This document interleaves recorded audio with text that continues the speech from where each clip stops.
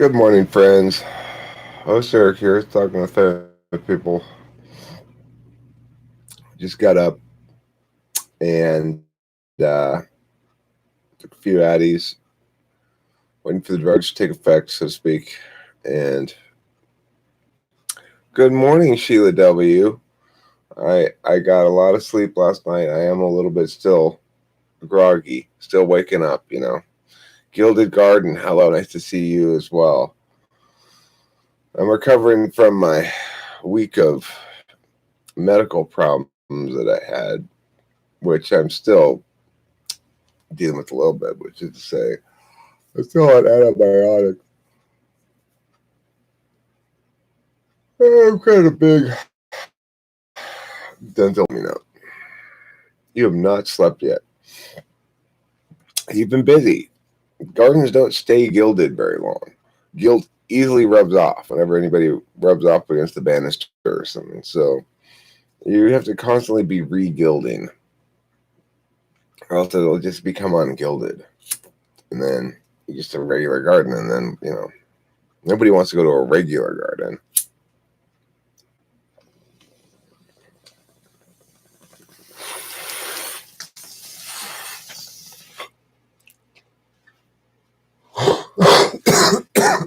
You turned 89 years old last night, Sheila.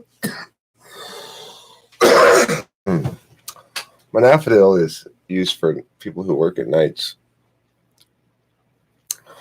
Last night, I went to see Avengers Endgame.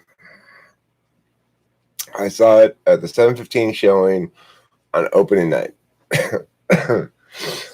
And this was because, now look, I was not even into these superhero movies at all until I spent the week at my parents' house and I watched the first Avengers movie on TV. And then I came back home after my dad got back from his trip, and I rented Infinity War on YouTube. It's been years since I've rented a movie, but I spent the $4 and I rented it. And oh my God, Infinity War was so unbelievably good that I just was like, oh my God, that's got to be the best movie I've ever seen. I will tell you this. I've seen where they don't necessarily feel that way about Endgame, but it was good. Enjoyed it. The only spoiler I'll tell you is that the raccoon, he turns into a gray whale and starts climbing trees and stuff. And you'll be surprised. Yeah, I loved that. I loved the interactions between Doctor Strange and Iron Man as well, and Infinity War especially. Infinity War was so good. The whole movie was so fast and so much humor and so much like action and just so clever and brilliant. I just couldn't believe how good Infinity War was. I watched the whole thing just like a little kid, just fucking eating it up the whole time. It was so damn good.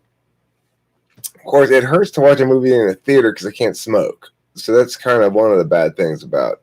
Right, yeah. After the whale, he turns into a bowl of petunias. I forgot about that. So I got a little impatient by the end of 3 hours. And it's not as action packed as Infinity War, but it is very good. I enjoyed it.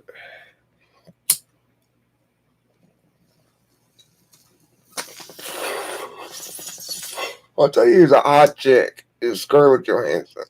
The chick's hot. She's super hot. She's very attractive. I remember when I first saw her in the movies, I thought, man, that's an attractive woman. Doctor Strange is a great character. I want to see the Doctor Strange movie. I plan on renting that and watching that too.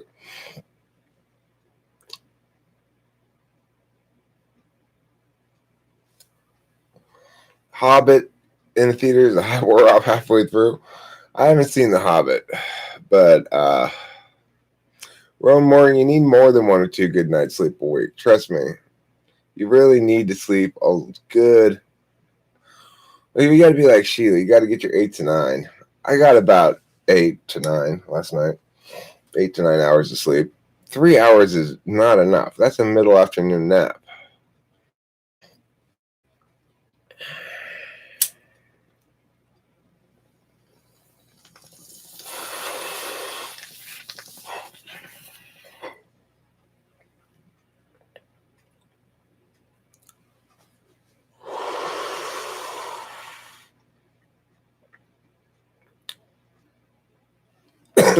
Yeah. You have to have at least a minimum of 4 to wake up and be functional again.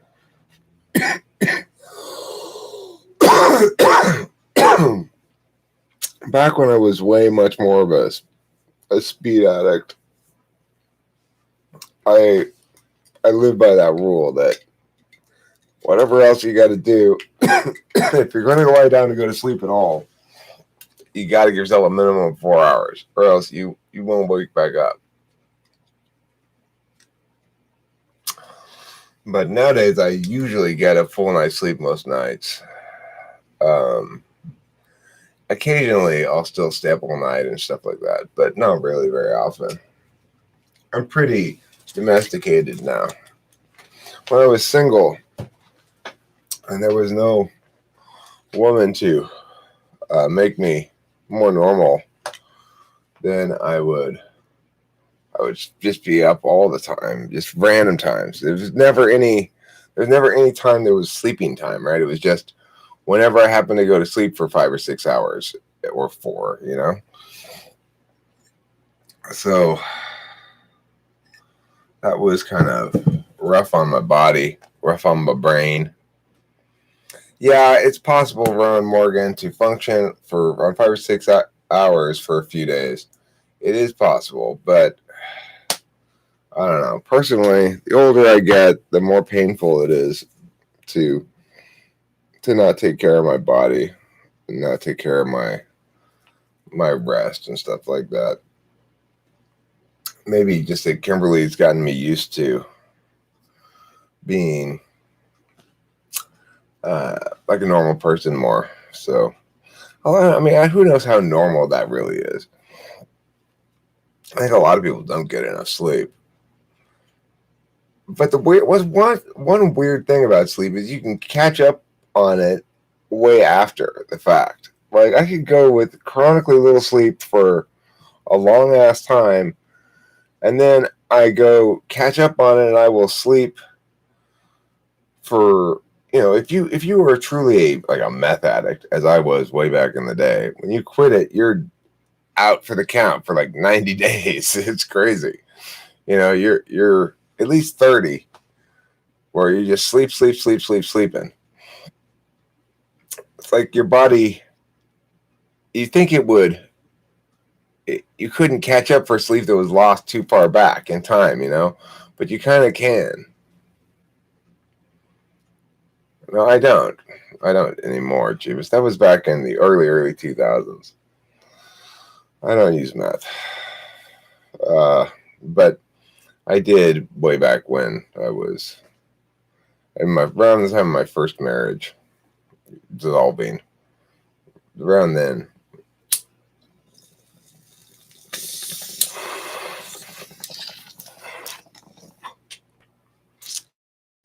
No crack. I mean, I've done it once, long ass time ago. When I was like 18, I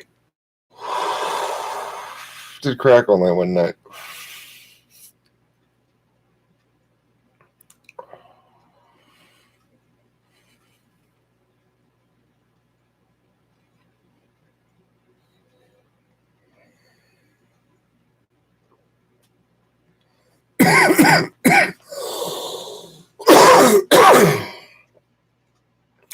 Rowan says she's 43. I remembered your gender, Rowan.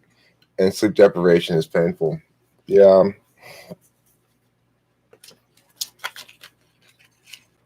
I heard CSJ called me an ESTP.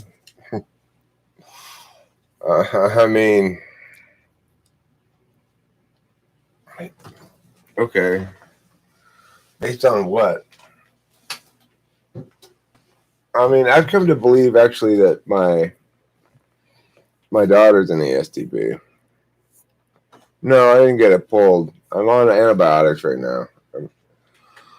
I get the infection down. I got a. She gave me a pricing thing for my two options. It's gonna be expensive, so.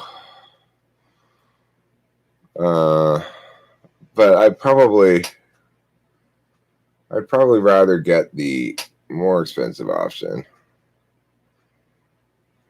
Because see, the thing is, it's like I can get like this two teeth pulled out and just get it cleaned up and stuff for $700 and something, or I could get like the whole crown root canal bridge thing for $3,700. That's a lot of money for dental work, but I'm thinking about it. Regardless, the antibiotics are a little bit rough on my belly. Like I feel my stomach kind of going sometimes. Save the teeth, pay the money, says Sheila W. Okay.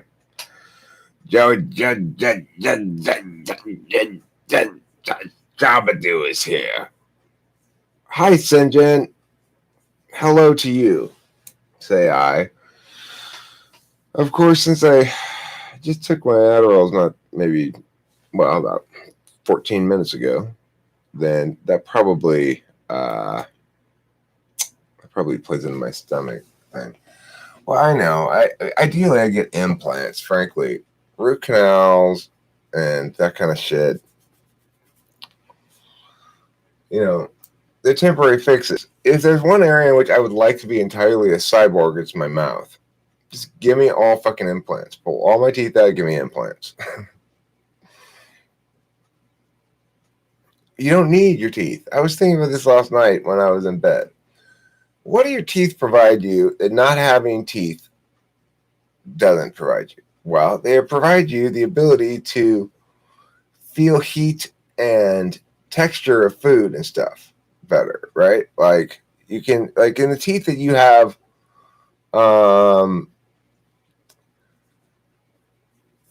no, he did not. DSP did not type Airthor as an ENTP.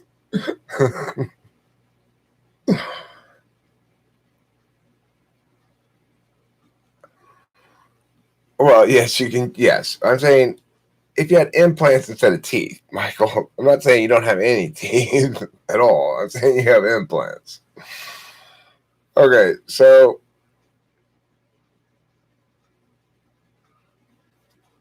well, I mean, it's a simple. Well, what it is, it takes out all of the nerve in your tooth and replaces it with this little string. That's all it is, and then it doesn't hurt anymore.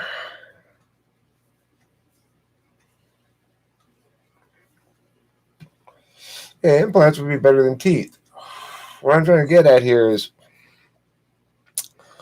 I can totally do without the feeling the heat and coldness of my food. I can live without that. I don't need to be able to feel the heatness and coldness of my food with my teeth because I can feel it with my tongue and my mouth. So it's an unnecessary redundancy. I do not need that sensing capacity. But it also did draw into me some notion about what actually constitutes consciousness. Because I've posited before that you can't have consciousness without sensation.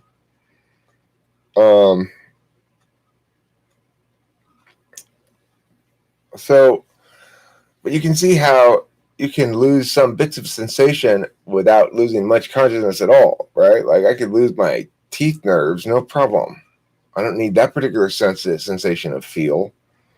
All it does is hurt, mostly. Teeth are terribly designed. Terribly, terribly designed. They go bad really easy. They break. They rot. They don't like you to eat candy. Not dentures. Why not dentures? because it messes up with your jawbone structure. Ideally, crowns are preferable, or implants, right? Implants would be the ideal, but the implants are expensive.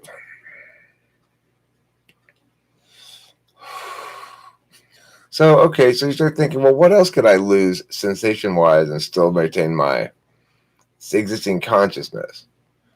Um, I don't think you could lose all sense of feel, but you could, I don't know, it's a weird question. Like, if I didn't have any sight, sound, hearing, any sight, sound, taste, feel, smell, could I still really have the same consciousness? I don't know. Oh, it's Sheila W. Listen, I will definitely watch your video. Okay, I would like to watch it. Don't take it down. Don't do that to yourself. Don't hate the video. Even if it is not very good, it doesn't matter. It's good that you put it up there anyway and just let it be there. I've got lots of old videos that I have that are failures that I still have to respond to comments on and go, yes, I know this video sucks ass. Thank you for telling me. Helen Keller. I'm double Helen Keller. I've got no senses at all. Joe Shabadoo says you need to provide bone with a reason for it to be preserved. Once you remove the stress of tooth roots and or implant posts, bone will atrophy. Yeah.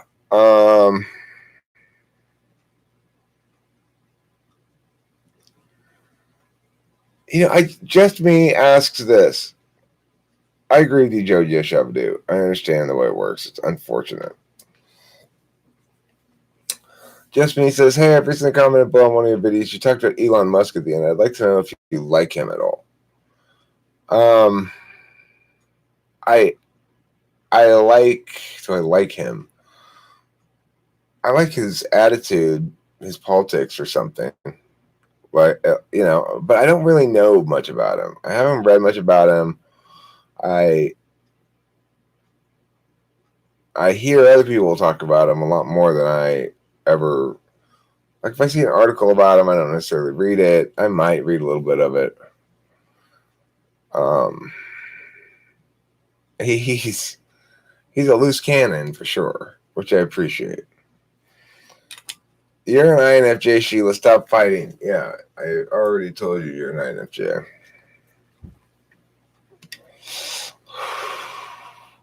Funny Bones feeling is unneeded.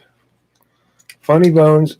See, I wonder if that's the truth. Could I really laugh without any physical experience of it, without any face moving, and I don't know. I guess I could. I guess I've laughed plenty of times in dreams before. There's been many times when I've laughed myself awake from a dream. And but then I wake up and I'm actually laughing, my physical body's laughing. So I don't know. There's something about laughter and humor that has always captivated me. It's like an emotion that I get, sort of, and I like funny stuff. I like things that make me laugh.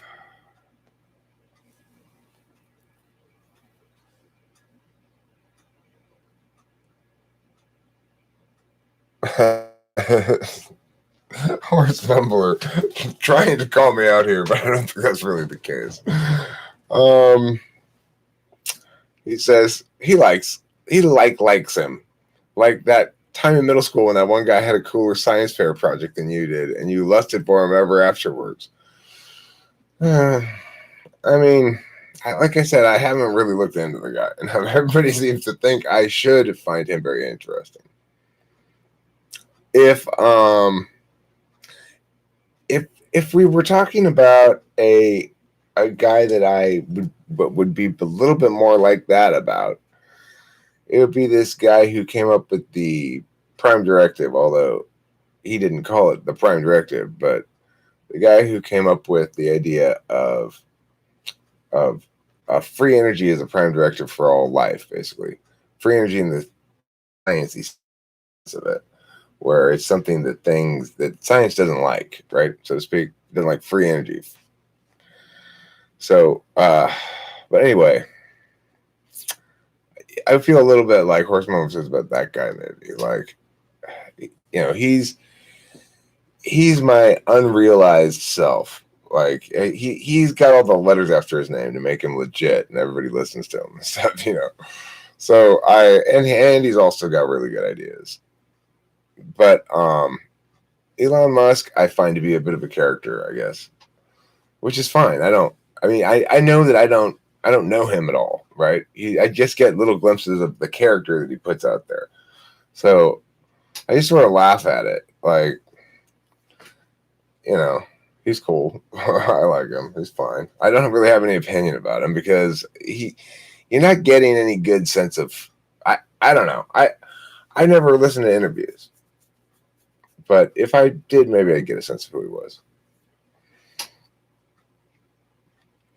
Just exercising my piercing insight, truth pinches. Yeah, I don't know. See, I guess maybe the reason I'm not like that with Elon Musk is because I see him as fundamentally more TE than me. I'm not interested in being that TE. So the other guy I was talking about, he's more TI, and so I'm a little more jealous of him, maybe.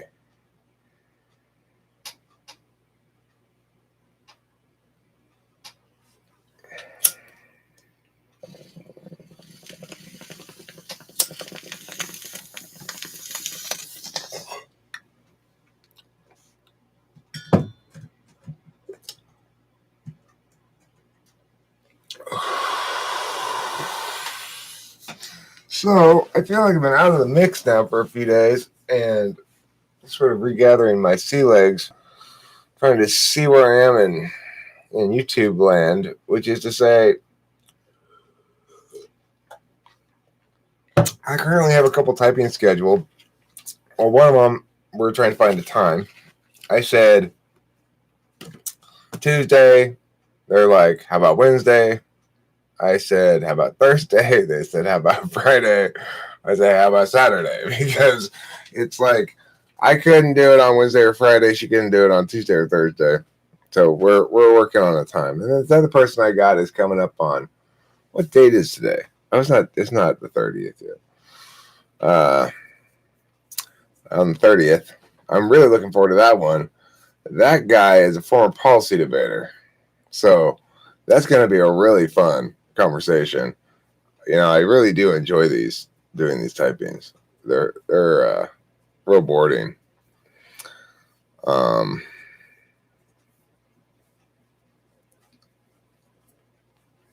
see Sinjin.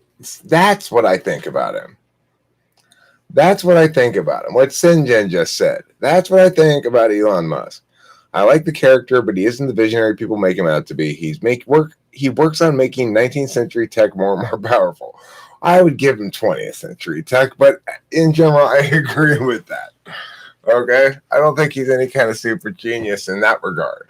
Ideationally, he's a TE genius. He's a TE genius. That's why I'm not jealous of him at all.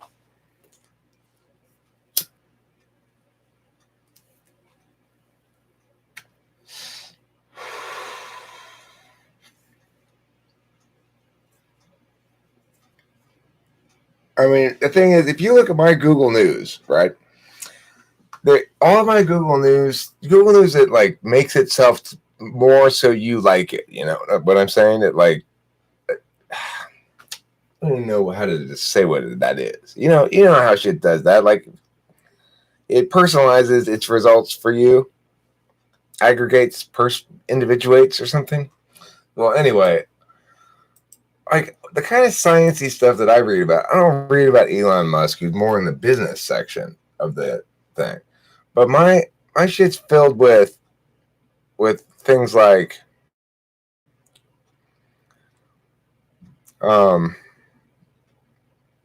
a bunch of like quantum physics stuff that I read usually. New insights into quantum measurements. I read this one.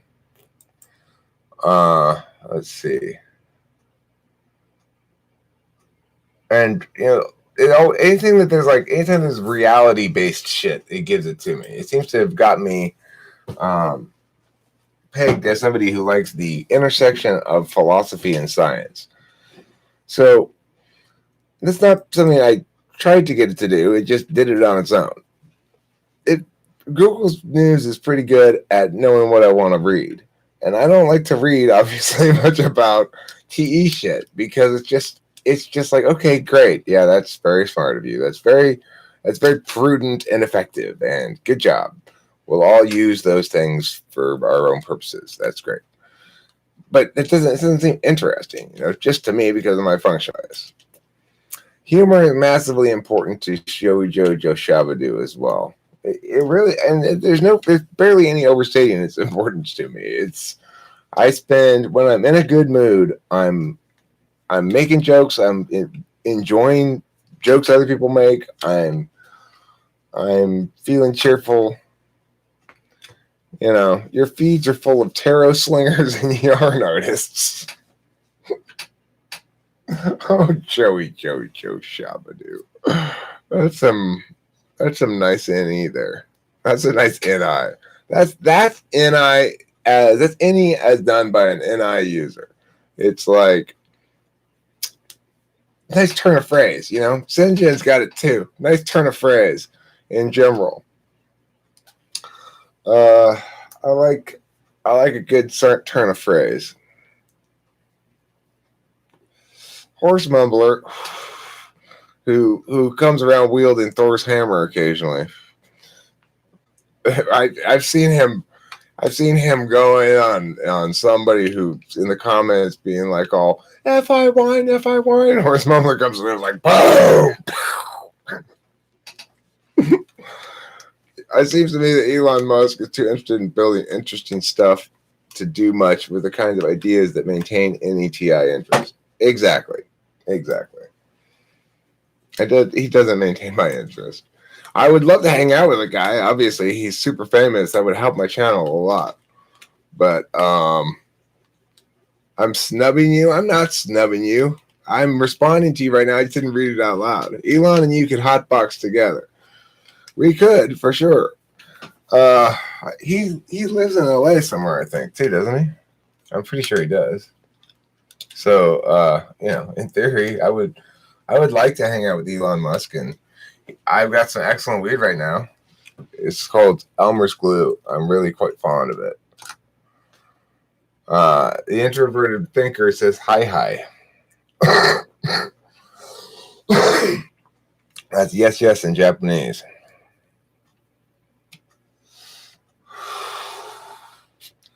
So, it's like, who else lives around here is Joe Rogan. I would like to talk to him too, but I don't know how to go about doing those kind of things, really. Oh, Brittany's here. Hi, Brittany.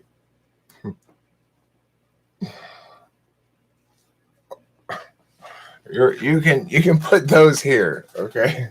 If you insist on wanting to put them someplace, you can put them in the live stream. It's fine. What is the reason and meaning behind the name of my channel? Well, it's really just a joke. In that,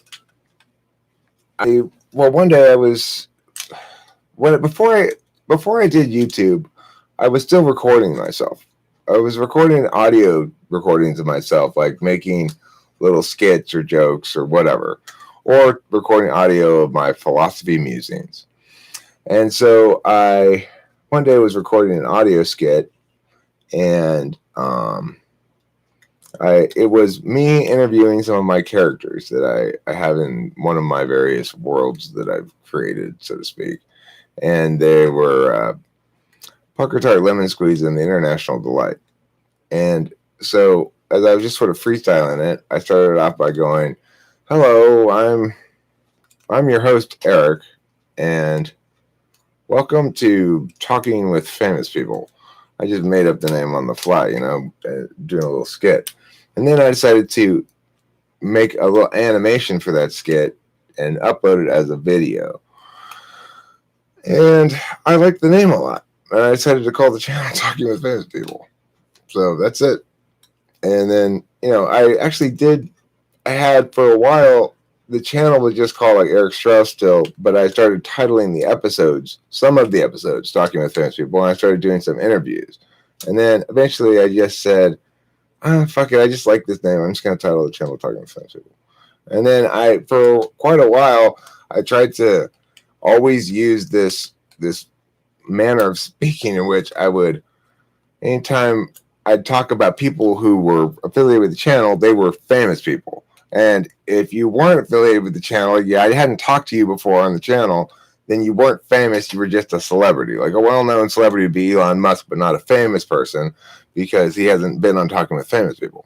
I still like the idea, but I don't persist in it any longer because I don't know, I got all the juice out of it I was going to get, I guess. It ceased to be new to me. So, yeah. What is that line? Oh, is that Japanese writing? Were the various characters hand puppets? No, they weren't hand puppets. They were just ideas, basically. They were voices and characters. Like the International Delight. He has a German accent. Yeah, I'm the International Delight. I go around the world. I solve people's problems. This one time I went to Singapore, and their problem in their country was their drinks were too sweet. So I told them, you need to add less sugar. You need to add less sugar. Yeah, I've heard C.S. Joseph say some bullshit like that before, too, that I tell people using letter dichotomies. He's just outright lying. He knows that's not true. So... And then Pucker Lemon Squeeze, he's a guy with a head his head is half of a lemon. And he goes, hello, guys, I'm Pucker Lemon Squeeze. International Delight, they named the coffee creamer after him. Actually, I named him after the coffee creamer. But regardless, in the mythology of the universe, they named the coffee creamer after him. Okay? The people I talk to during my schizo episodes. I do not have multiple personality disorder. I just like to make little skits and stuff. And you can watch that episode if you wanted to. I will find the link for it. It's it's the very first episode of Talking with Famous People. It's not the first video on the channel though. But it's the very first episode of Talking with Famous People. So if I go to view channel, I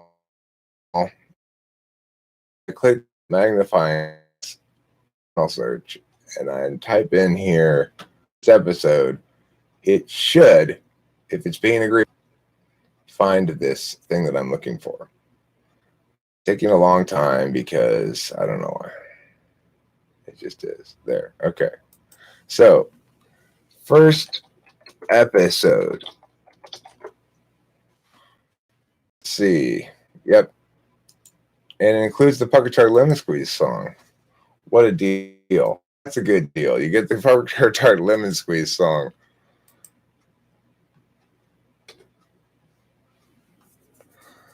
A collab video with them would get like 50,000 plus views. With who? With Pucker Tart Lemon Squeeze and International Delight, trust me, this video does not have 50,000 views. It should. Oh, yeah, it should.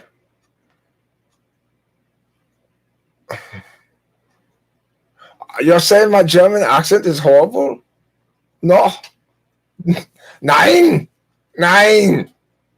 Listen. I spent a lot of time in Stuttgart, in Bonn, in Berlin, in Austria. I'm extremely German. All right? Why does C.S. Joseph think I'm an ESTP? Because I slay so much puss, Nick Glop. That's why. I'm out there slaying. Come on, baby. like that all the time. Sounds like a flavor of nougat. I've got a song about nougat, Joey Jojo Shabadoo. I do. I don't know if you've heard it or not. It's called Making Corn. And you might think that would mean it's about corn. It is about corn, but it's also about nougat. At the end, the song, it says, making corn. Let me see if I can remember it. Hold on. I'll find another link for people. This is an important song. It really is an important song. Making corn. How's about I dip my cob in your creamery nougat? That's what the lyric is. Okay, here, I'll put it on for a little bit. Just a second. You can hear it.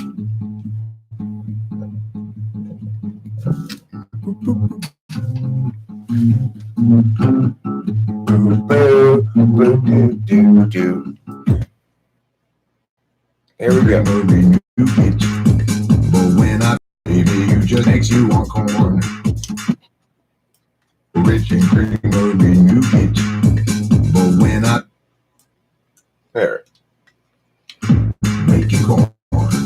Give my cob in your nougat. You got such a rich and creamy nougat. But when I tell you so, baby, you just say that it makes you want corn. Mm-hmm. That's a good song. Dip my cob in your nougat. You've got such rich and creamy nougat. But when I tell you so, baby, you just say that it makes you want corn. It's pretty important, like I said. Everyone wants to see the collab with CSJ. Gives people what they want, Eric. I'm not resisting it. I have asked him on a couple of different occasions already. What do you want me to do? Go beg him to make a video with me? It wouldn't be a collab. It would be a battle. It wouldn't be a battle. It would be a stomping. Nougat is a spectacular word. Especially when you include the adjective creamery in front of it. It's not creamy nougat. It's creamery nougat. Because if it were creamy nougat, it would have to have some sort of cream in it. But it doesn't. So it makes it creamery.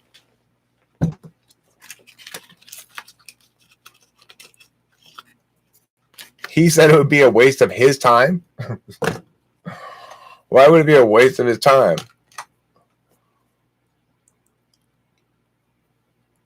Nick Klopp says he does the typical ENTP thing of mixing his FI with his TI and passing it off as objective truth.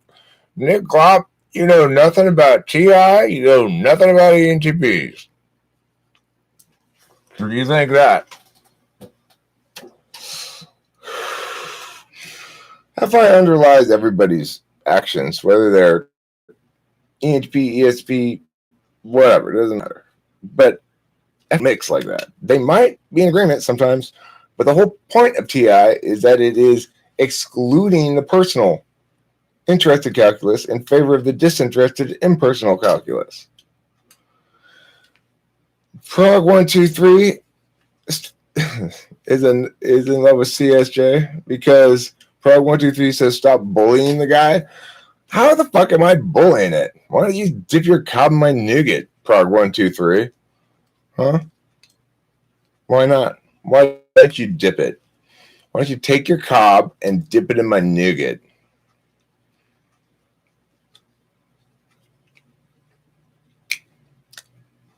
Well, I don't have any problem with ESTPs. My daughter is an ESTP. I've concluded that finally, at long last, that she is not an ENTP, she's an ESTP. And the reason, what really made me conclude that for sure is talking with Becky, who is an ENTP. Becky is an ENTP. That's what an ENTP is like. I am an ENTP. My daughter is an ESTP. She is different than me.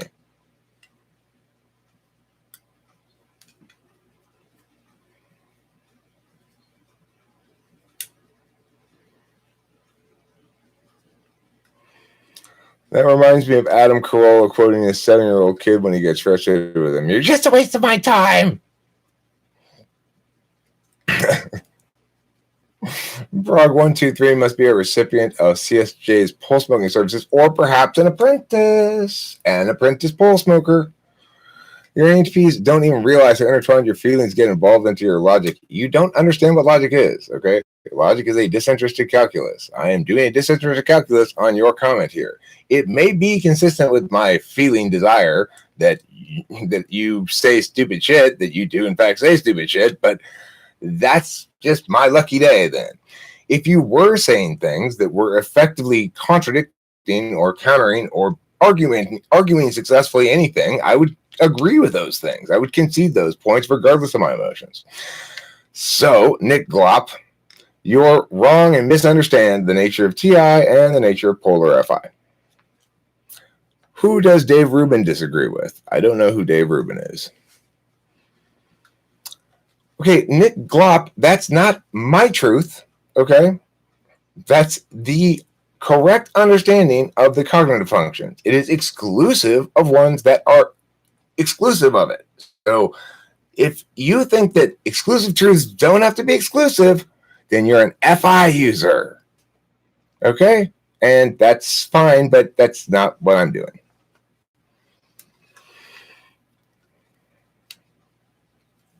Okay, but Nick Glop, there are reasons and ways we can validate some understanding of cognitive functions as being preferable to others. And I've done all that work. I'm not going to waste my time doing it all right now for you. You can watch my methodologies to check to see if something. So just no, dude.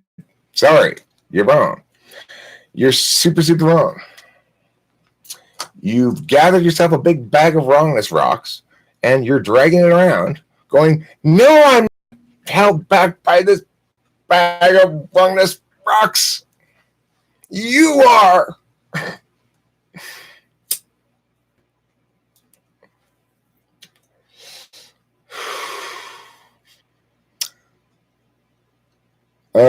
It's fun being relatively impartial to watch this whole thing and just watching it play out. Meep cat.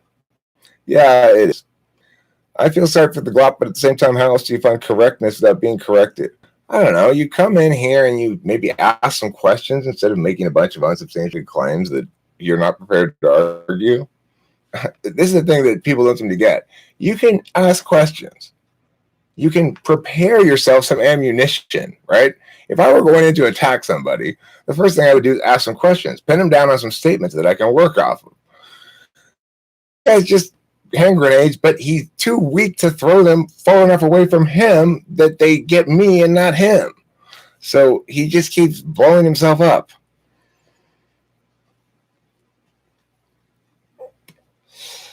Nick, if you doubt the legitimacy of my logic and you think that I'm doing an interested calculus here, then you're not listening to my words. You're hearing my tone. And you're saying, I don't like Eric's tone. That's not good logic. He's got bad tone. This is, I mean, it's a typical problem for feelers, but, you know, it's okay. In the video the other day about the FI down, was that girl I suggested to type police? I don't know if you suggested her or not. I don't know. It was from a long time ago. I didn't even remember who she was until I saw her video. When she just sent me an email, I was just, damn. No, it wasn't Makeup Girl. It was one of the first episodes, actually. It was one of the really early episodes. So, you know, it was just what I thought about it. In fact, was this: that there's two basic problems that occur, and I'm on one end of the spectrum of the problem, and this woman's on the other end of the spectrum of the problem. On my end of the spectrum of the problem, I think that we should use communicative logics, basically. In other words, communicative rules for everything. So for where it's appropriate, like here, and talking with people on the internet and talking about cognitive functions, whatever, it's appropriate to use communicative rules, which means we try to say things that are true on an objective communicative sense, even if they violate to some extent our feelings about things. So we try to concede we're wrong, even though it always hurts a little bit.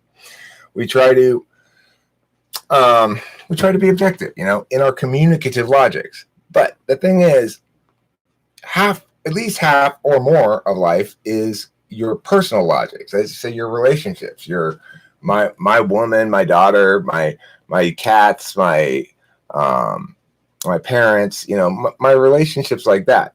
And those relationships, one needs to often prioritize non-communicative logics. So it's often the case that Kimberly is communicating unfairly to me in some way. And this drives me crazy because I have this, my polar makes it such that I always want communicative logics to be used. But really what I need to be using there a lot of times is my feelings, and recognizing that sometimes a lot in life people communicate because they're motivated by their emotions, by their resentment, by their negativity or whatever, and they're not really meaning what they say. That doesn't usually happen with me. I express all of my negativity and emotional stuff in tone, and none of it in words. Very, very rarely. Occasionally do I slip and I let negativity or emotions come out in the words instead of the tone. But for people who are paying attention mostly to tone, like Kimberly, it doesn't really make a lot of difference to her. In my personal relationship, I can be saying all the right words, but if I'm saying it in completely the wrong tone, it's not going to do me a lot of good dealing with the person I'm dealing with. So in this instance, in that sort of sense, it's critically important that I have Nick Glopp's kind of logic as well. But I have to apply it in my personal relationship, where it does matter more what's important to me than being right or being fair. So there is that. This woman made a mistake in sending me a video and stuff, was saying, no, you should apply this personal logics in all areas, not just in your personal life, but in your public life as well. Well, no, that's not true. And that's what Glopp's doing as well. He's saying, oh, no, we should apply our personal logics. Everybody does necessarily apply their personal logics in everything. And that's you too, Eric, except that's not the case. I'm actually the opposite. I apply my communicative logics in all things. So obviously I'm still a person with emotions. Obviously I take some sort of satisfaction in watching and bringing the hammer down here on this shit. Of course, I'm human. I take satisfaction in being right and in laying lumber, but that doesn't mean that I'm not right because my emotions are consistent with that. It's just how it is, Okay. ESTP seems to have issues with tone. I mean, I think ENTPs do too. It's the FI polar thing. But ENTPs have a lot more words to say is what it boils down to. ENTPs will talk more tangentially. They will, ESTPs can be good chatters, be good social talkers, but, Helgas Wang asks, do I teach debate in the same way you practice it on here? It's a lot. Formal debate requires a lot of attention to the flow. So, for example, if I was talking to a student, I would be saying something like, okay, depending on how advanced they are, I'm talking about mechanics mostly when I'm coaching debate. So it's like, you need to go down the flow here, and you need to remember to roadmap here. Because one of the key things about winning an actual formal debate is saying something like, okay, so I've got 3 blocks here, Judge. I've got a framework block, I've got a block on unintended consequences, and I've got a block on, some third thing like, and a block on principled restraint. Okay, and so then they need to say, so I've got these 3 blocks. I've got framework, I've got unintended consequences, principled restraint. First on the framework, there's going to be 3 points in here. I've got a value criterion and 1 definition. Definition first, and then you go down to the next thing and you highlight all the stuff you got, and you go down the argument chains like that. And you always roadmap and bring back to the framework. Because what you're trying to do in a formal debate round is put in the judge's and your opponent's head a clear picture of what your case is and all the things that it's doing, despite the fact that you're reading so many words and going through so much information that nobody can naturally really do that on their own. You've got to do the road mapping and shit for them. So that's in that regard. There's no disputing that that formal debate is more mechanical. It's less my natural way. I've got a fellow ENTP student who is the same type as me, and he's wild with his NE still. He hasn't restrained it at all. He's not an old man like me. He's got years of experience. Remember, I did debate back in high school as well. So if I were an ESTP, Haugeswang, so what would be an indication that I was an ESTP for you? So how would you distinguish ESTP from ENTP? Would you say an ENTP is more storytelling, more comedic, more musical, more expressive in creative aspects, whereas a ESTP is more active in the world? What would you say?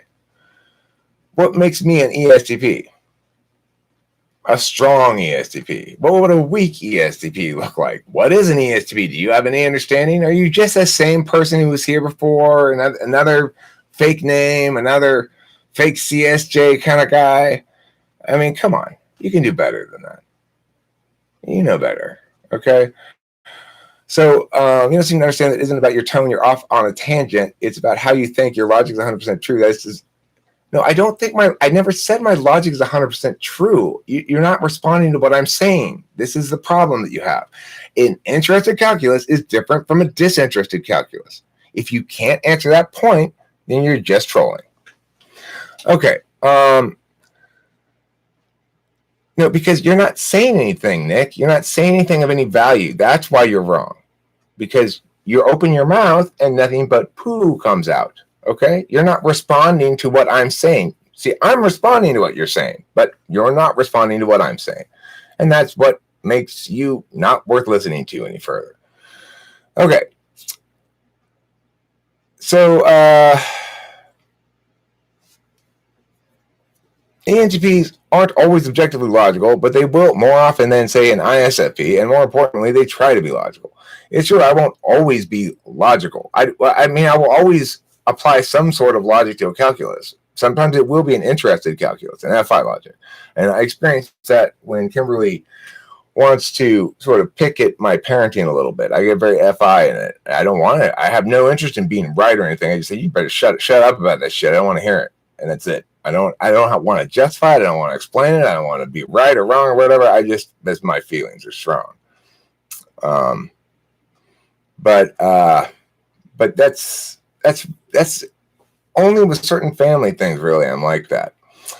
So I do understand what it means to have a clear FI decision making occur and to have zero interest in explaining yourself. That's non-communicative logics, and it occasionally happens to me.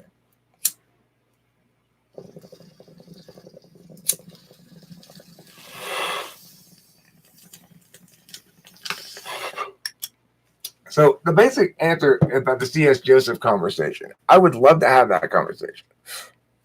And C.S. Joseph is a coward. Fundamentally, too much of a coward to have it. If anybody else wants to talk to me about C.S. Joseph, tell him, I'm right here. I want to talk to him. He can come to any of my live streams and say, I want to talk to you right now, and I will end the live stream right that minute, open up a room, have that conversation.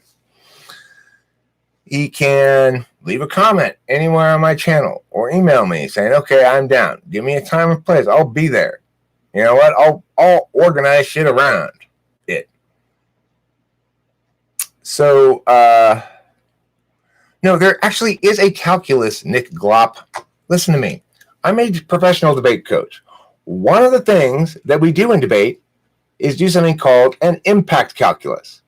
Okay? And we weigh the impacts against each other. So in policy debate, for example, an impact calculus is a measurement of magnitude, time frame, and probability. It's a combination of those three factors that allow you to measure impacts against one another. It's a calculus. I mean, what you don't seem to understand is the reason I'm so much more right than somebody like C.S. Joseph is it's my job to put together bulletproof cases. It's my fucking job. I'm a professional debate coach. I know how to put a case together. And that's what cognitive functions is. It's a case to explain consciousness. It's a case to taxonomy human experience. And there are ways that you can attempt that are blind alleys that lead you down to a clusterfuck of wrongness. And there is one way that you can do it that makes good sense. So, sorry, your feelings are very strong. I know. I get that. This is not a place for them, Nick Glop. This is not a place where you're going to attain resolution by just swimming in your own dampness. Now, get your fucking tenders out of your dangled fucking wet pool of snot and go home. Eric, you should adjust the camera so we can see you yelling at the computer screen. That's not a bad idea. I'm not actually yelling at the screen. I'm yelling at my TV, which functions as my monitor. The computer's over there. MJ, Eric, are you my dual? No, I'm not your dual, MJ. You're my patron saint of badges. MJ made the Type Police badge for me, which I very much appreciated, and she must have known I needed it. It's not calculus. There aren't any numbers and math signs and stuff. Oh, morning, Becky. How's it going? FI is all about deleting comments that upset them. Yeah, I don't delete shit from my channel. I do not delete anybody's comments unless they're just fucking hateful or something like, if they attack Kimberly, I'll delete them. That's FI, right? That's FI. I will delete comments that attack Kimberly, no problem.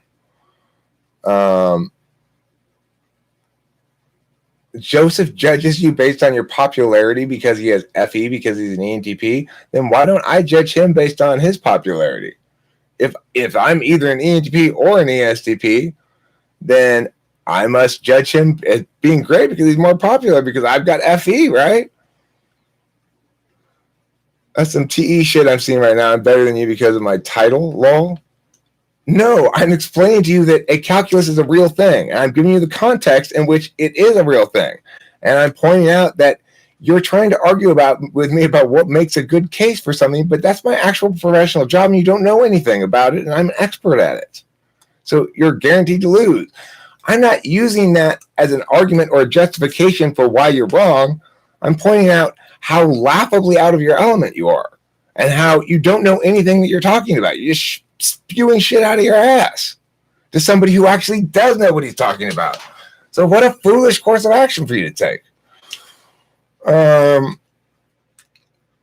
Yeah, C.S. Joseph's a coward. That's what it boils down to. He's an absolute coward. If he's not a coward, hey, C.S. Joseph, you're a coward. I'm sitting here saying you're a coward. Come talk to me.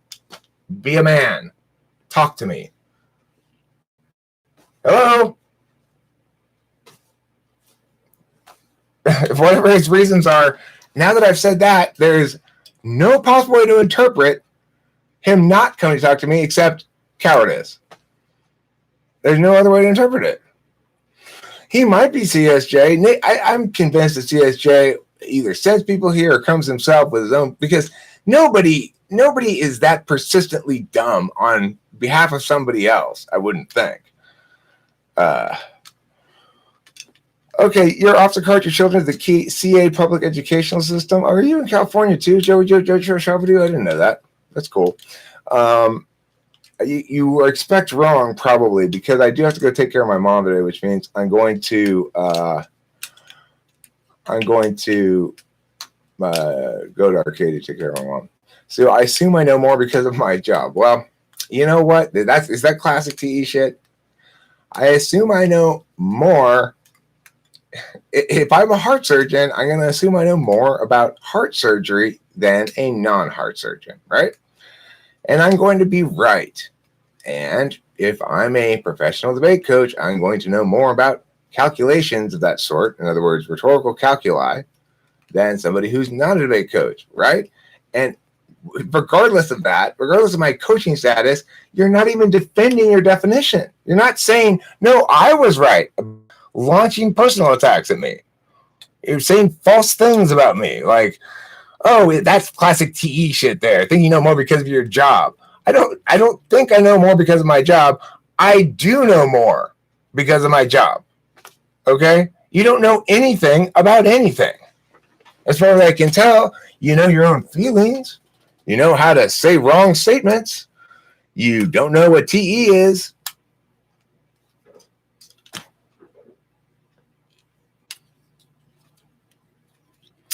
Don't let C.S. Joseph bullshit and his sheep get you riled up. I don't mind getting a certain amount of riled up. When I cease enjoying slamming in, I'll stop doing it.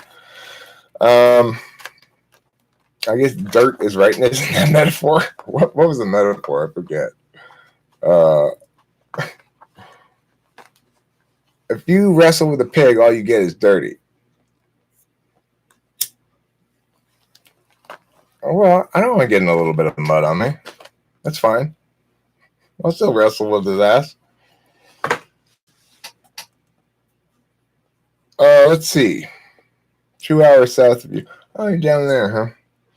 That's cool. I was talking to Kimberly. I wanted to go to this lake. It's sort of down there. A big lake. Apparently, you can go fishing. It's pretty good. I'm going to take a shot in the dark here and type Nick as a POS. What's a POS or an NFG? A POS, a person of Swarthmore. Oh. TI polar, piece of O. What's an NFG? No fucking good?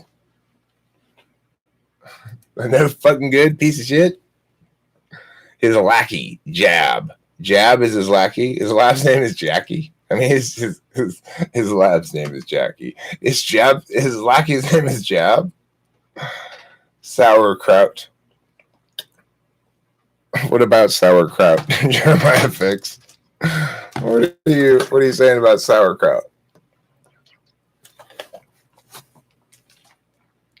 A person of suck. That's exactly what this man is doing to you. Isn't it more TE to treat someone different because of their title? I'm not treating you different. Anybody who comes in and says stupid ass shit like that gets treated the same, Nick.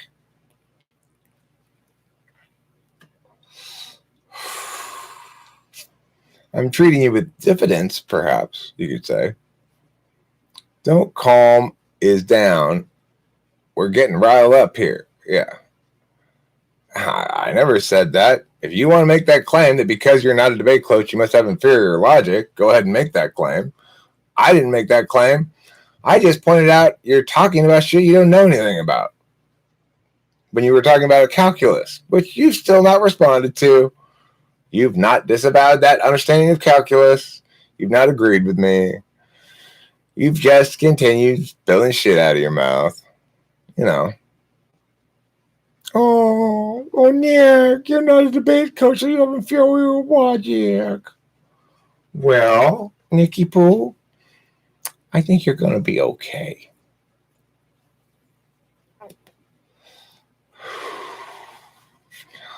What was the subject again? Oh, yeah, typology. And you equals love. Typology and Nick, they equal sadness and sorrow. For some reason, we all knew you were not a debate coach, Nick. Yeah, that doesn't take any of us by surprise. Even polar TE people like me. What a morning. Spring must be here. Spring is here. Spring has sprung, and I have sprung with it. I want top chat, not live chat. I must be missing some chat here. Why does it do that? Why does it put it on top chat and not live chat? So that's probably why somebody was saying, you keep skipping me. I wasn't really trying to skip you. Typology plus me equals typing headache. Typology plus me equals adventure and learning. Okay. Adventure and learning. Jab is the name of C.S. Joseph's partner on his channel. He is his sidekick. Well, he has a sidekick. How cute. And making a rebuttal based on how he's making you feel instead of debating his points. Sauerkraut is good on a Reuben. It's also good on a debate. Learning is fun when you learn how to learn, when you're learning like you were great. No, it's how you apply your impact calculus to your beliefs around MBTI. And how is that, Nick? Do explain. I'm excited to hear.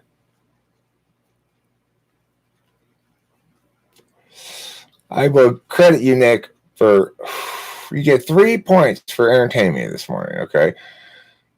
You lose 6 points for just general stupidity, but still, you gave me 3 points is bad.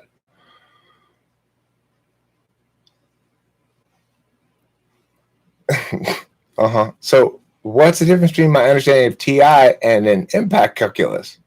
Those aren't the same thing, Nikki. They're a little different. All right, well, the war hasn't even begun yet, okay? The war has not begun. TI is okay. Oh, Nick, now you're just really kind of digging up the mud on the bottom of the whatever. The Nick's an OP follower. I see. This is the debate. Is Nick a CS Joseph pole smoker or a DSJ person? I don't know. The general gist, I think, right now, the gist of everybody's conclusions at the moment, I think, is leaning towards CS Joseph ahead of DSP. Nick, are you out there smoking poles with CSJ, or are you in DSP's camp? Yeah, he's TI polar for sure. He doesn't have any concept of what TI is. He might not be TI polar, but he probably is. I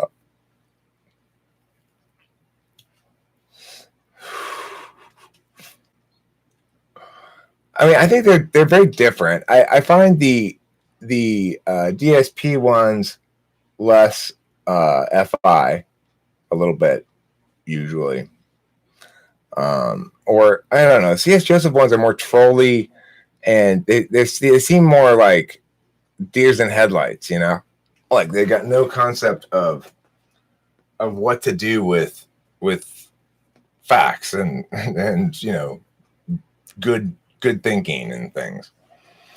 As I was saying, I think before you got here, Becky, my ongoing conversations with you have convinced me that my daughter is an ESTP, not an ENTP, which was a point in much I was so much undecided on for a long time. And but that now I'm convinced she's an ESTP, which makes me kind of wonder what to think about her now. It's like I used to kind of give her advice like from an ENTP perspective, and a lot of times it would kind of fall on deaf ears, and maybe that's why, you know, maybe that's why.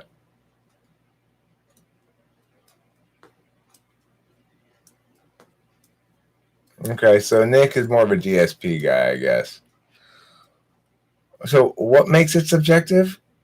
Clutch at straws around functions? What does that mean even? You're not even saying words. Joseph is an irrelevant man. He really is.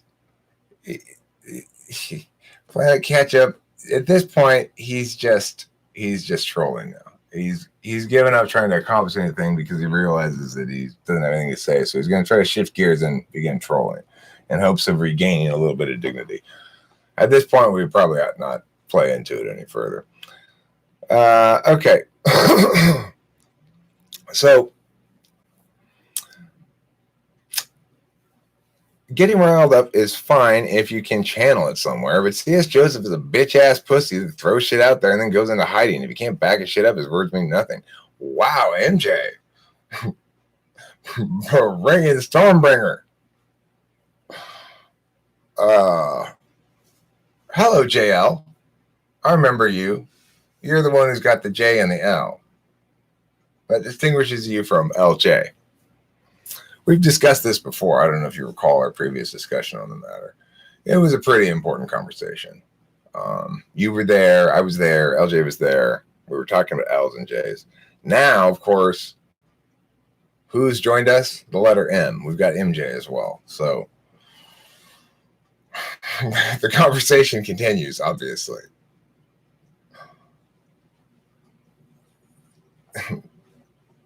Yeah, there's a need to operationalize terms, not just to define them. To operationalize them so you can test them and use them in some capacity and see if they can be used consistently and not create contradictions. It's insufficient to try to deconstruct by breaking everything down into semantics and stuff, then you're not doing any work. So, you know.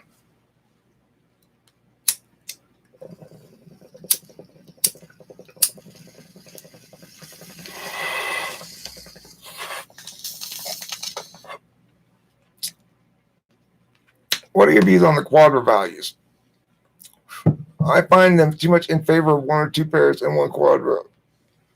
Like gamma, mostly describing ILI and LIE.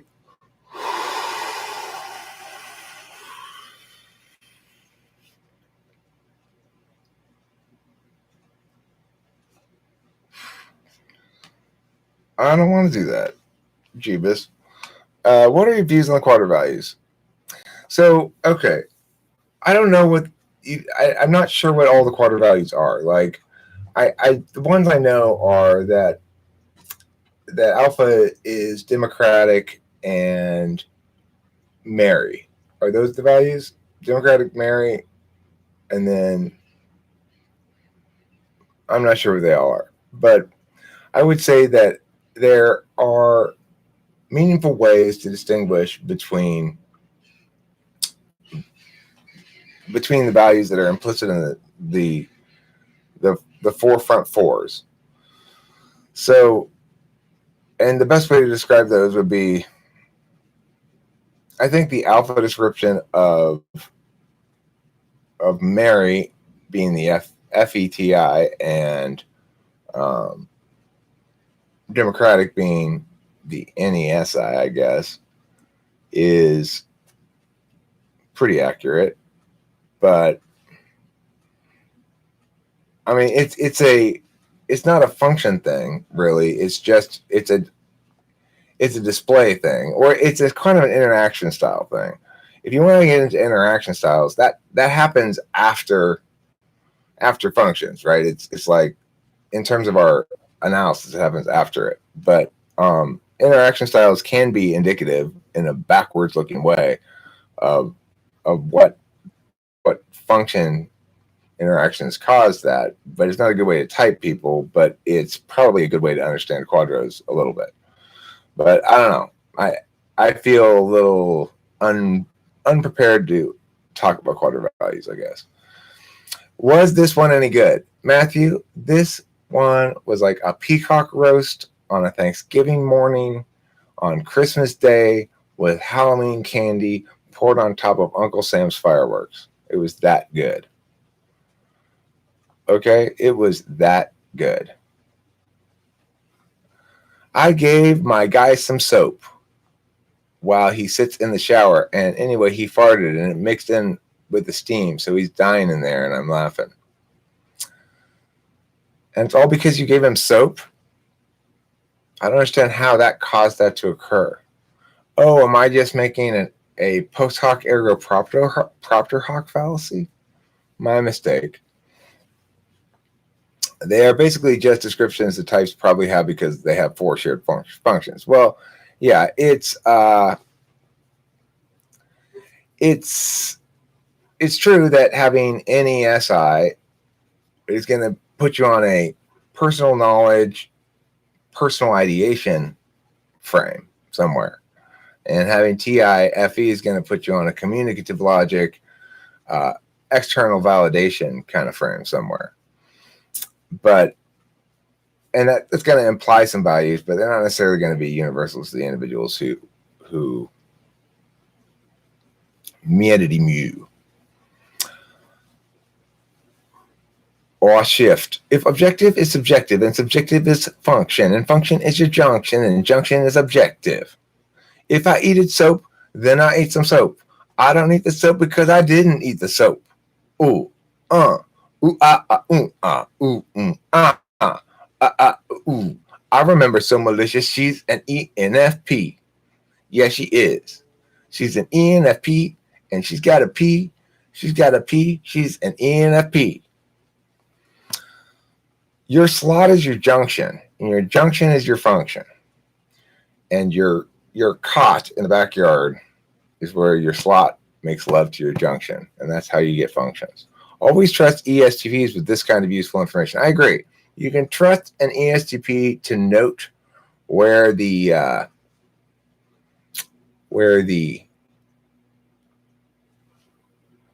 bodice, the bodice can be found.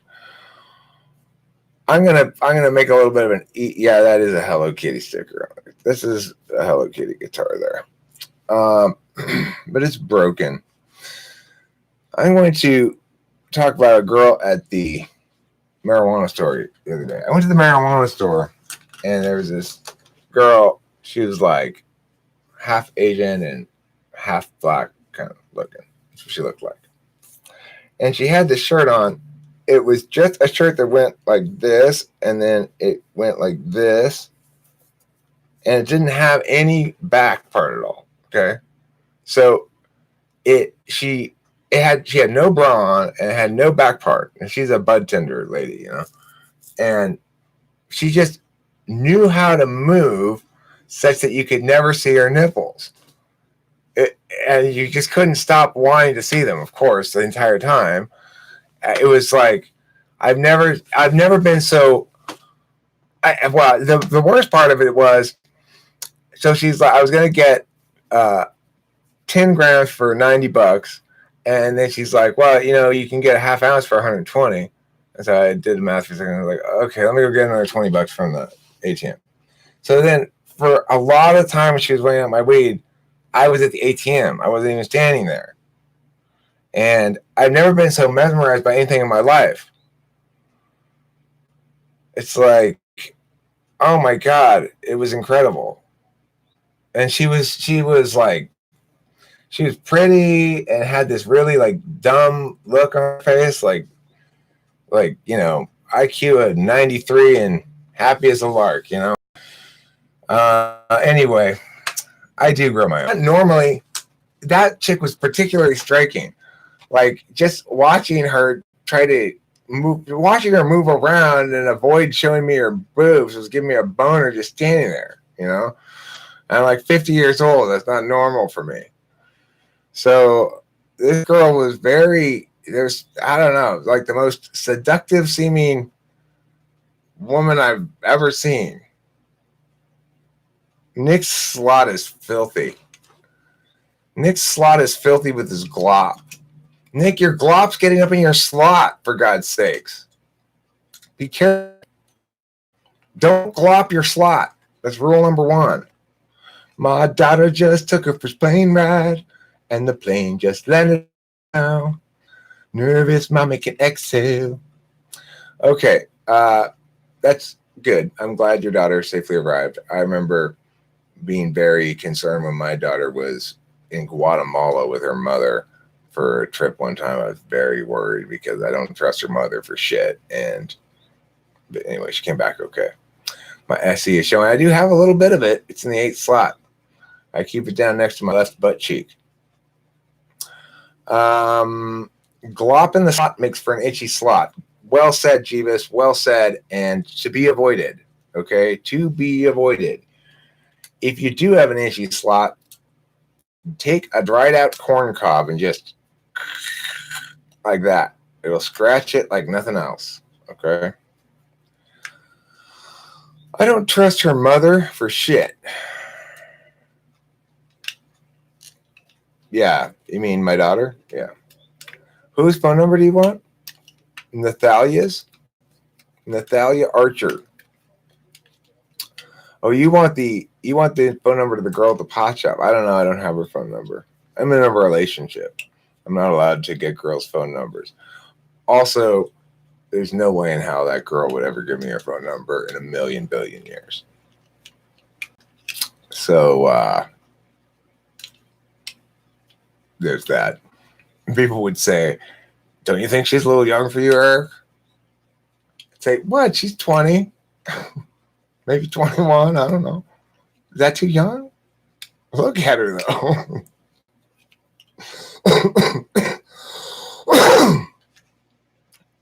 I was serving a girl at the register the other day with a tight shirt and no bra. And I was trying hard not to look so that she didn't feel uncomfortable. I think she noticed and crossed her arms. Oh, I hate it when that happens.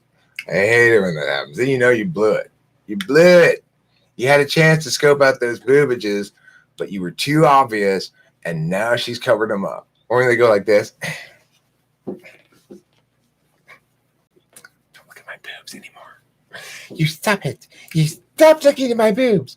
I've got them on display for only some people to look at, not you. And I was like, look at my big titties. And you look at them, and she's like, not you. No. These are not for you. Yeah. Yeah. It's hard not to look at that, right? Kimberly was telling me how, because sometimes my parents drop in on us unannounced. And Nick Klopp says, I don't need an argument to disprove his logic.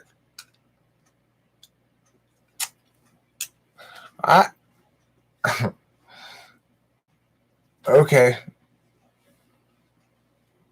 What do you need then? Just a smile and a handshake? Just a smile and a handshake from Nick is enough to prove anything. He's not making an appeal to authority, Nick. He's stating his background as a means to inform you of the territory you're in. FE gesture. That's a good description of it. And to point out that I've got reasons to conclude that he doesn't know what he's talking about when he's talking about calculi, rhetorical calculi. What kind of XNTX do you think you are? Just curious. You're not pointing out flaws in anything. You don't know what I've done yet. You haven't articulated anything that I've said and responded to it, Nick. Look, if you really want to make any sort of meaningful critique, articulate something that I've said. Say, Eric, quote, said, blah, blah, blah, blah, blah. And this is wrong, unquote, because, and then provide a warrant, and then provide a framework and impact it back to it, as any person who wants to make a point does. You don't just get to make points by not engaging rhetorically with the other person, by just throwing shit out there randomly and shifting ground constantly and never being held to anything you already said, right? You're not sitting back there and going, oh, wait, this thing I said previously, Eric just established that I was wrong about that. I'm not going to concede that, though, and learn anything. I'm just going to continue pressing forward in my wrongness. So, I mean, I don't know what to tell you, dude. If I'm going to choose to wear a tight shirt with no bra, then evidently I'd want to be noticed. How could you expect people not to look?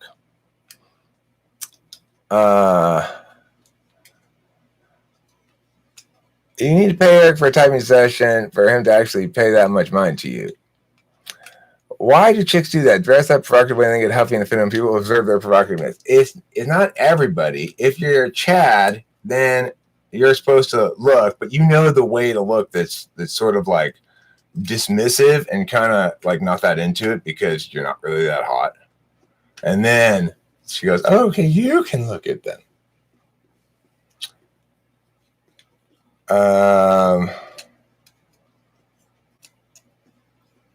You have Nick Klops? I haven't read it. Well, I've read a lot of your shit, so I guess you saved it for that one I didn't read or something.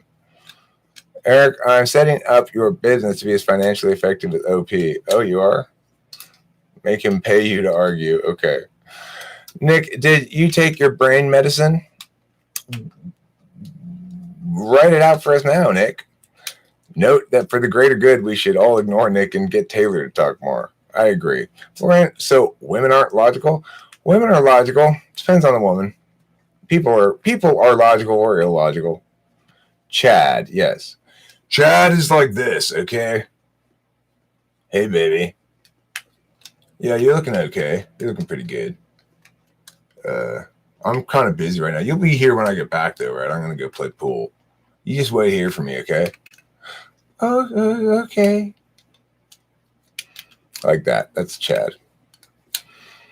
People want attention and they like that sort of behavior gives them both. That was my question. I felt guilty, angry at her at the same time, putting me in that situation. Well, boobs will draw the eyes. There is someone in my heart whose boobs will draw my eyes. That someone is my penis between my legs. Or perhaps it's just my nature, which knows that round and good things are boobs and they are round and good things. That's my poem. I hope you loved it. Nice that you got 5,000 subscribers. Yes, it is, Thomas Yates. Thank you for noticing. I appreciate it.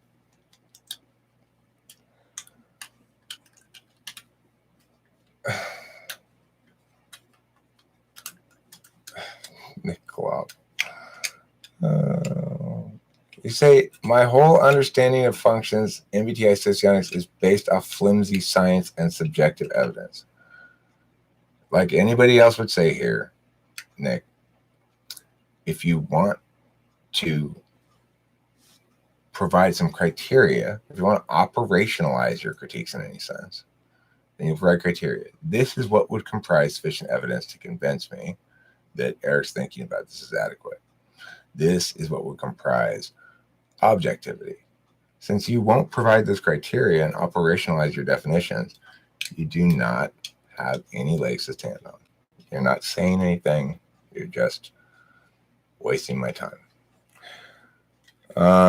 If you want to operationalize those definitions, make actual criteria, then we'd be happy to meet those criteria. I'd be happy to. You say subjective. You say flimsy. Okay, well, give us criteria then. What comprises in your mind non-subjectivity or non-flimsiness?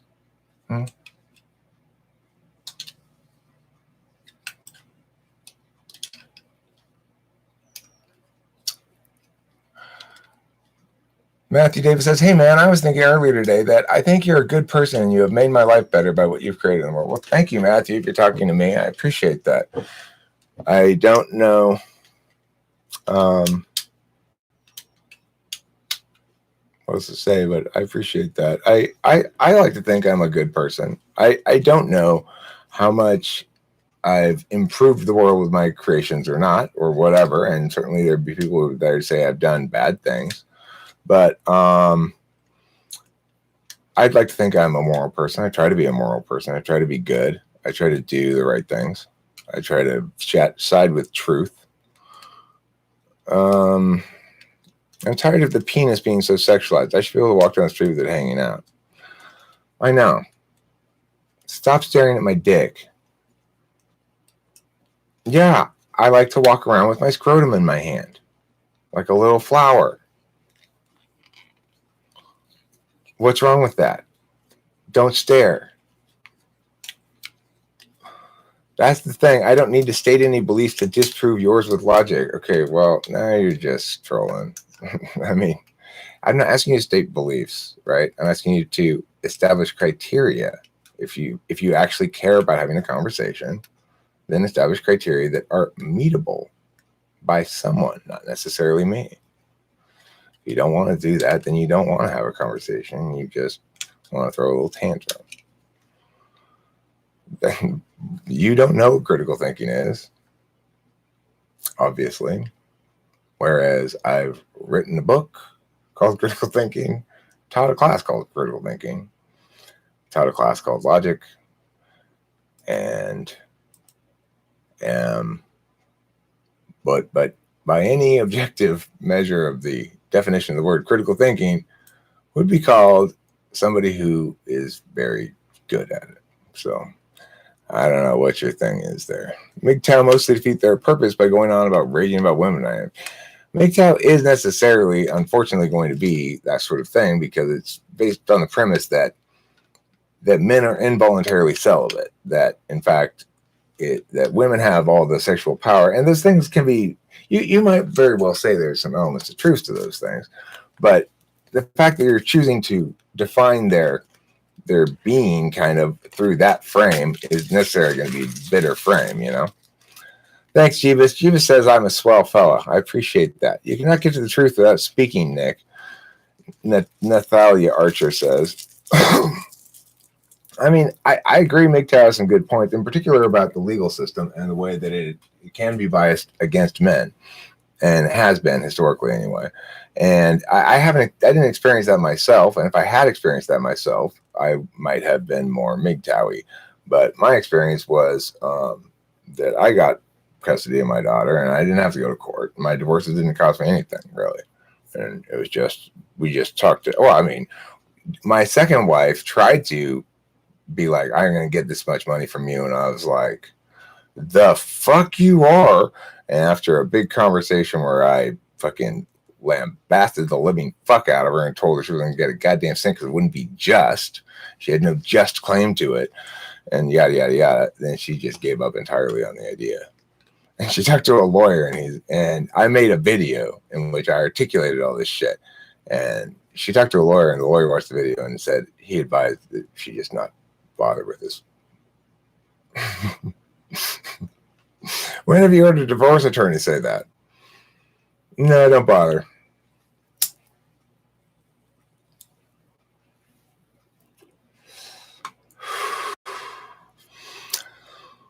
So,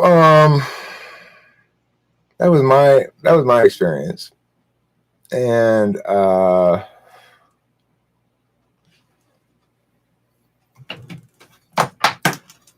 If we were actually going to engage in thinking critically about my legitimacy and the legitimacy of my understanding critical of cognitive functions, we would do so by saying, let's establish a resolution. This is the statement we are arguing about. Eric misunderstands cognitive functions. Might be the AF then. And then the neg, I would be on neg saying, no, I do understand them, right? But then we'd have to define some terms, and then it would be something that would actually be a meaningful expression of rhetoric and critical thinking and logic and stuff like that.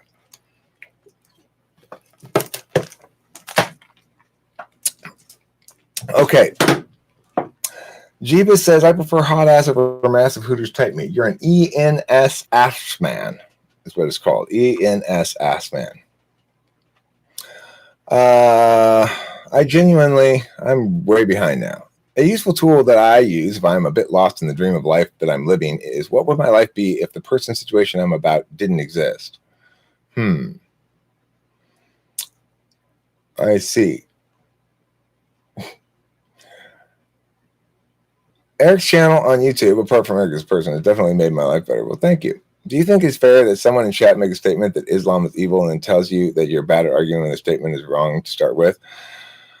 Well, I mean, I've said those things before myself, like Islam is evil. Now, Islam is evil is a wrong statement because it's a reification fallacy. Islam can't be evil. Islam is an ideology. It's not a person.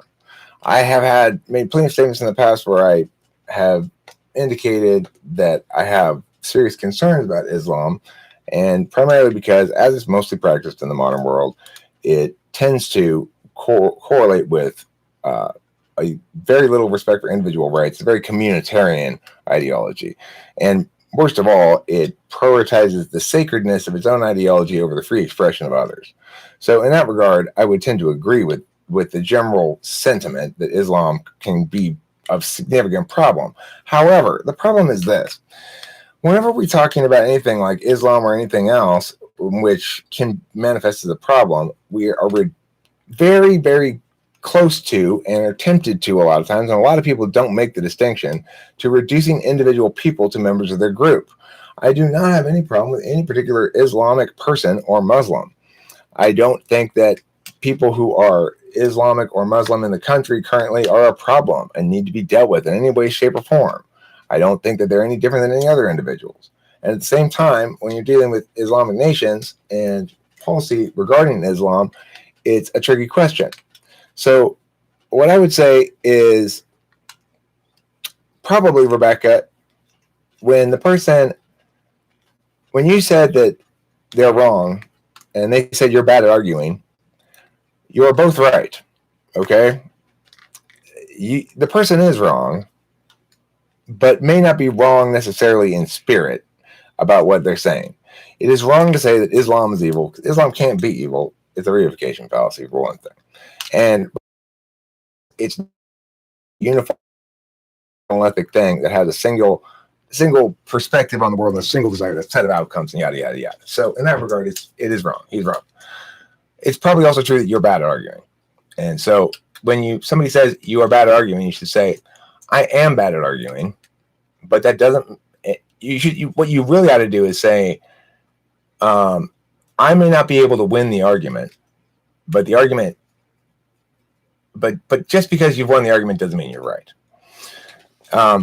Because the thing is, in any given instance, two individuals are going to be arguing. And one person, if they're arguing successfully, if they're communicating, if there's real clash, in other words, the two are actually responsive to one another, one person will always win. If one person's non-responsive, like Nick Glop here, then it's not really a debate or a communication or a conversation at all. It's just one person launching a series of attacks and the other person either going along with it or not or whatever. So the thing is, the question is, just because you win the argument, are you right? Well, that person was right for the purposes of that argument. In other words, if they really did win the argument, then they were right about the point they were arguing about. But it doesn't necessarily mean they were right about their overall point.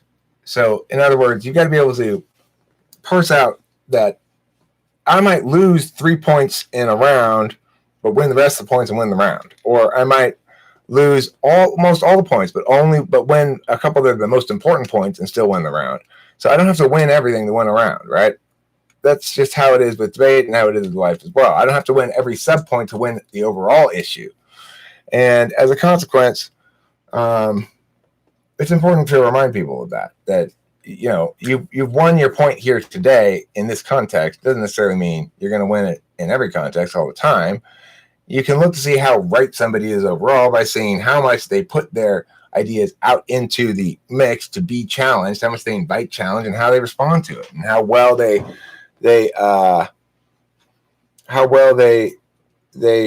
dangle their tenders into their moisture. It's like you can tell.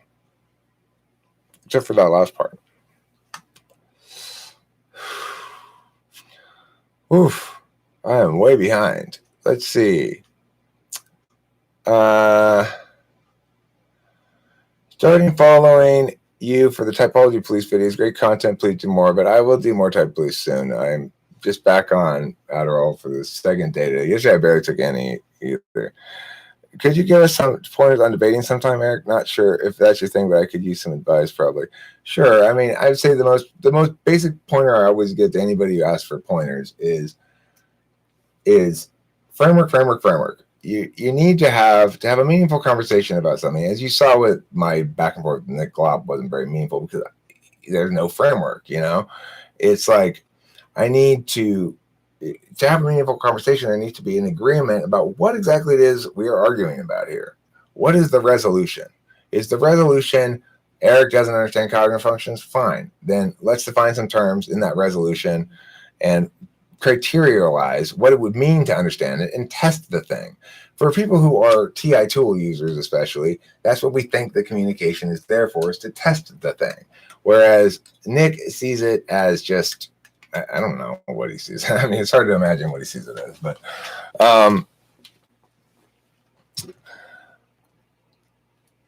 the most important thing is to link back to that framework all the time. Remember what the point of the thing is that you're arguing about. Because that's what people get lost in constantly, is they start one place and they go around in circles and they never realize that they're not going anywhere because they don't know what they're arguing about. Start with knowing what you're arguing about. I don't really do it very well around here because I'm not really debating. I'm just interacting with the chat and I'm bouncing around and whatever, But if I were in a formal debate or something, I would try to lock down framework early on and at least make my framework arguments early on and hammer them throughout. Keep returning back to them. Extend all your arguments. Start with a set of arguments and extend them throughout the thing and keep coming back to them. Don't keep making new arguments as you go along. Now, see, that's a general sort of case presentation strategy. The reality, of course, is as you're going along, if a debate's done properly, each party is responding to what the other one said. You say blah de blah de blah, and then the other person said, "Okay, my opponent said blah, but I say bleh. My opponent said bleh, but I blah." Right? That's how it should go. Ideally, there should be a time for an opening part and then a time for a rebuttal part, and then there can be questions and shit in between. But on the case building end of it, when you're not considering the rebuttals, you should just sort of be aware that you need to go back to, extend, and rebuild your central points and link everything back to the framework again, which is, what are we arguing about? What are our core definitions? And okay, well, we agreed that this is defined as mya. So therefore, this thing you're talking about is not really an example of mya. You know, that's the kind of shit that makes debating ultimately makes you successful. Is that kind of,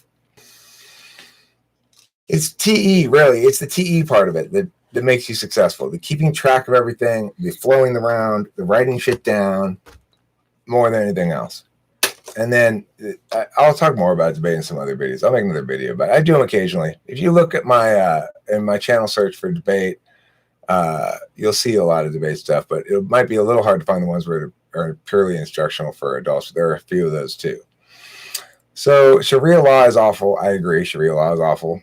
I do think women have had custody over their children and taken all the men money, and women have to choose the top of the pecking order and compete for the men at the expense of other men and other women. Well, I mean, that's a truth about society that is true in some instances. It's not the only truth about society, and it's not everyone's experience.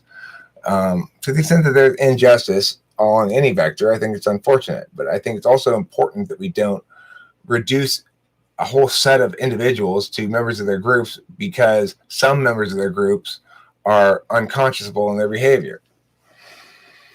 Islam cannot be reformed because Muslims believe the Quran is the word of God. But that's nothing to do with... Okay, well, let's see. Where is that?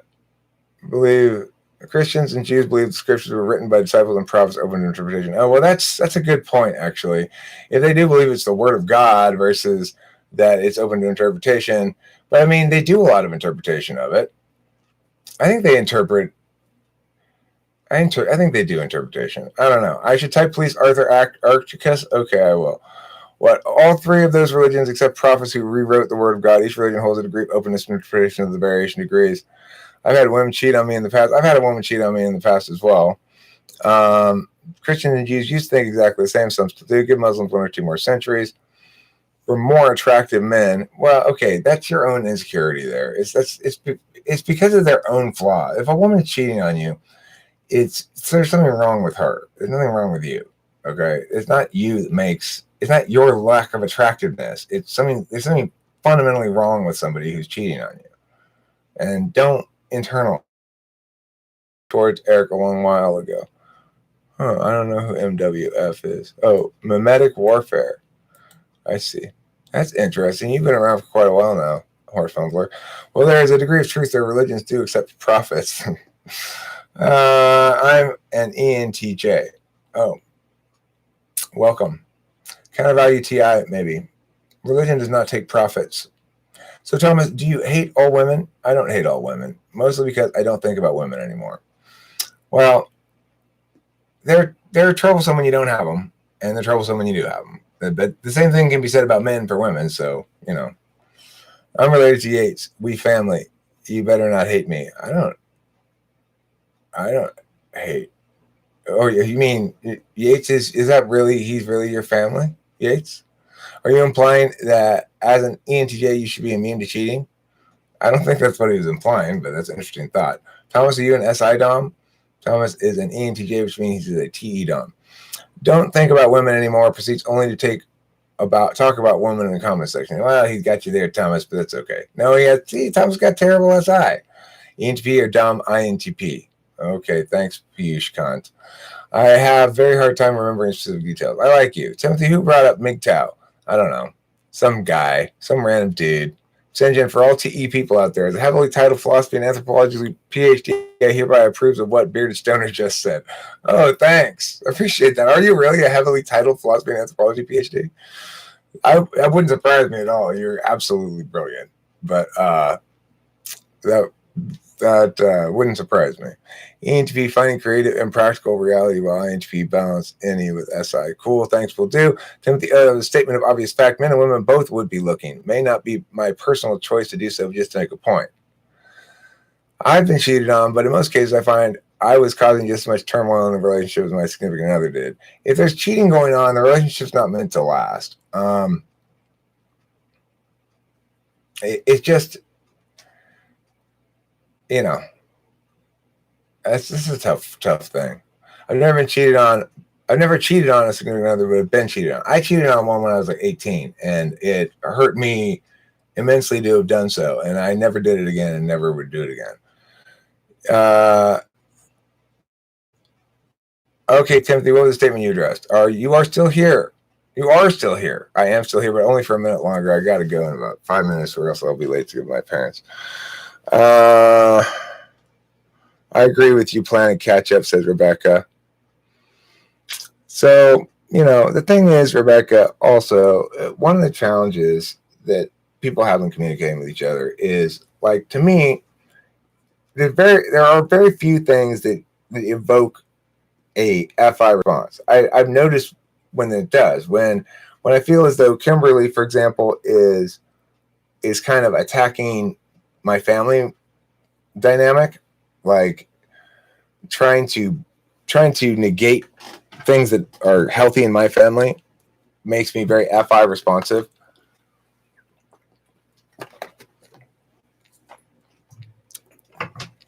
Like, don't talk about my daughter like that.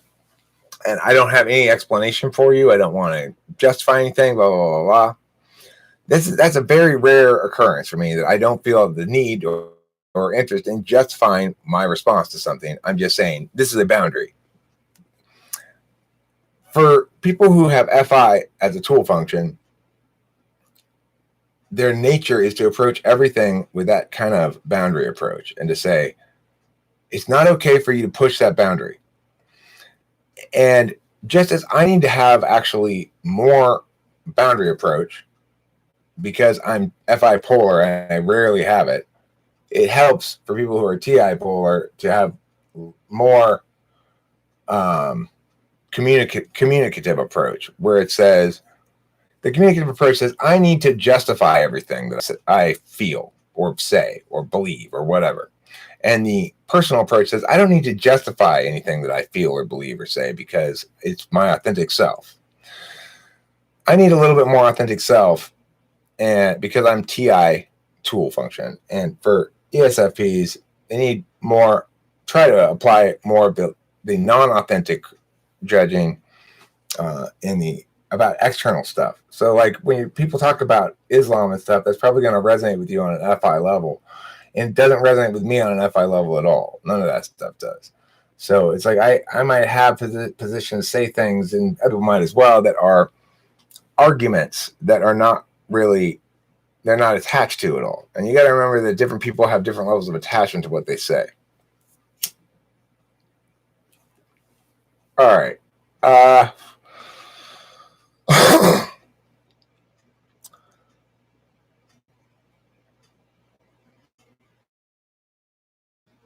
In this moment, Eric validates me more than ever before while sliding in what I need to work on. I don't know what I was saying about that. Did I say something like that? I don't know. How did you think FI third slot people approach these sort of theoretical discussions?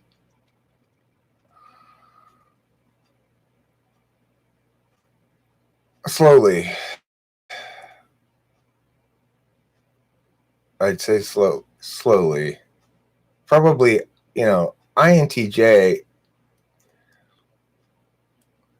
is much more comfortable with it than ISTJ. So the NI obviously helps tremendously.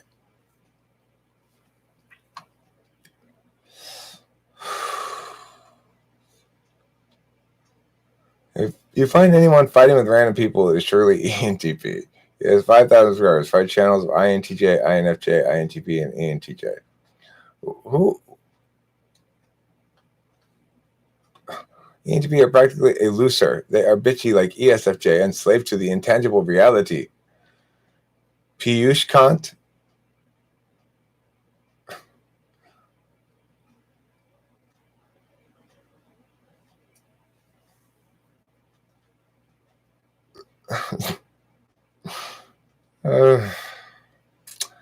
Hi, Zandy.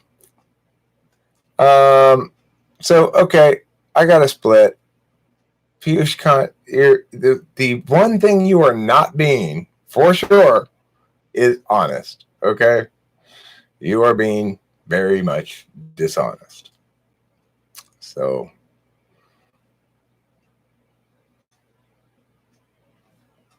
don't forget to check out my ramble. Interested in your opinion. Oh yeah, I want to see that. I have to find you. I'll figure out where your channel is. All right, everybody. I'll see you later. I live streamed longer than I thought I was going to, but I'm happy I got a chance to live stream a little bit more than I ended. And don't forget, whatever you do, to eat plenty of cheese and to go to Sheila W's channel and to check out her ramble and to comment upon it. I will put a link to Sheila's channel on this live stream in the discussion thing. Cheers, everybody.